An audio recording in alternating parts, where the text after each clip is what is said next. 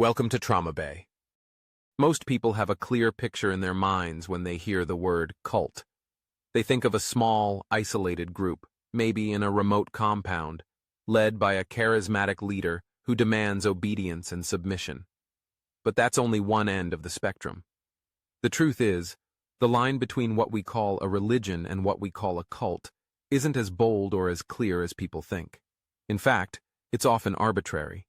One is mocked, feared, or even outlawed. The other is protected, celebrated, and passed on to children as truth. What if the only real difference between a cult and a religion is the number of followers and how long it's been around? Let's start with some basic similarities. Both cults and religions rely on unprovable beliefs. They ask people to accept certain claims about the universe, morality, life, and death, not because those claims are supported by evidence, but because they're presented as sacred, unquestionable truths. In both, faith is considered a virtue. Believing without proof is not only accepted, but rewarded. They also use the same psychological tools: fear and guilt, control over thoughts and behavior, the promotion of group identity. Cults isolate you mentally from the outside world. So do religions. They tell you the world is dangerous, corrupt, or misguided, and only by staying faithful will you be safe, saved, or blessed. In both cases, doubt is treated as a sin. Questions are discouraged, and independent thinking is viewed as dangerous. Now think about rituals. Every cult has them. They reinforce identity and create a sense of belonging. Religions do the same.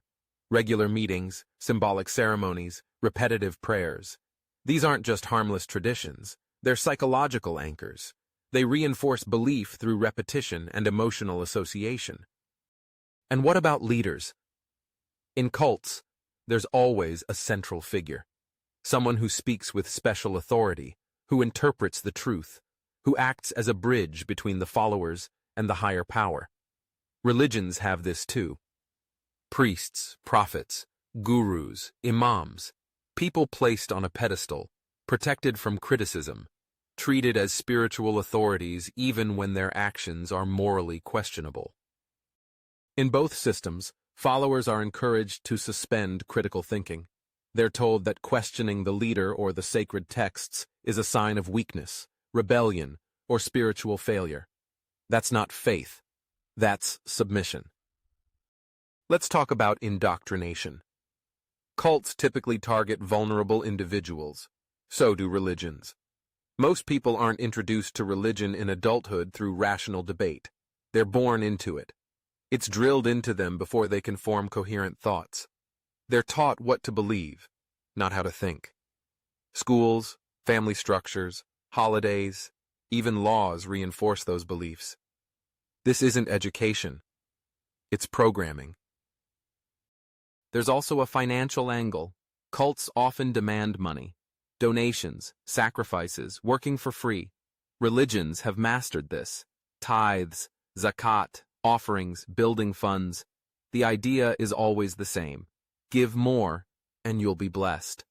Give less, and you're being selfish or unfaithful. The manipulation is subtle but powerful. It's not framed as coercion, but obligation. Religions also exploit emotional vulnerabilities. They promise eternal rewards and threaten eternal punishments.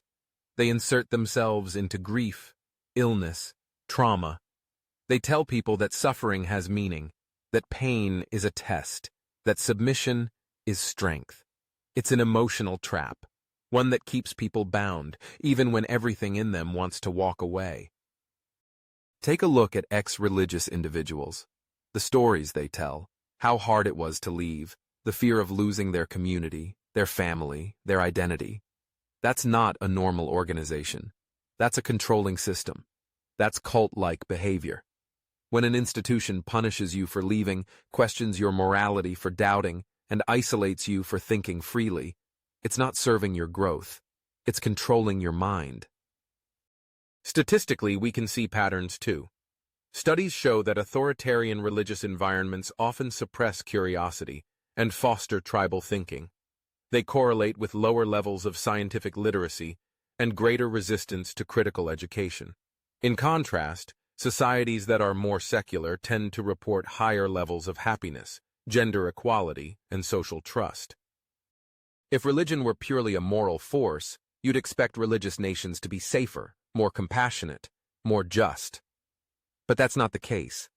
Some of the world's most religious countries also have high levels of corruption, inequality, and violence. Why? Because religion, like a cult, is about control, not morality. Another angle to explore is how religions handle dissent. In cults, dissenters are silenced, shunned, sometimes attacked. Major religions have done the same. Heretics were burned. Apostates were exiled or executed. Even today, in some parts of the world, leaving your religion can get you killed. Not symbolically, literally. That's not spiritual freedom. That's totalitarianism in sacred packaging. Religions also tend to rewrite their own histories, just like cults. They downplay their violent origins, sanitize their dogma, reframe past atrocities as necessary or misunderstood. It's historical revisionism. And it works because most followers never read past the surface. They rely on leaders to tell them what the texts mean, what the past means, what to believe, and why. There's also the matter of exclusivity. Cults claim to be the only way. Religions do too. They declare themselves the sole path to truth, salvation, enlightenment. They divide the world into us and them, the saved and the damned, the believers and the lost. This mindset doesn't foster peace. It breeds superiority, conflict, and moral arrogance. What makes this harder to see is size. When a cult has 10 followers, we call it delusion. When it has 10 million, we call it religion. But numbers don't make a belief system rational. Age doesn't make it wise. Just because a bad idea is old doesn't make it sacred. It just makes it entrenched. If you strip away the sacred language, what are you left with? A belief system that demands loyalty, discourages doubt, isolates you from outsiders, punishes you for leaving, collects your money, controls your behavior, and claims ultimate authority over your life. That's not just a belief system. That's a psychological prison. This isn't about disrespecting people's need for meaning or community. Those are human needs. But we have to be honest about the systems we use to meet those needs. When an institution claims to have a monopoly on truth and demands blind loyalty and suppresses questioning, that's not spiritual leadership. That's cult behavior on a global scale. And here's something important.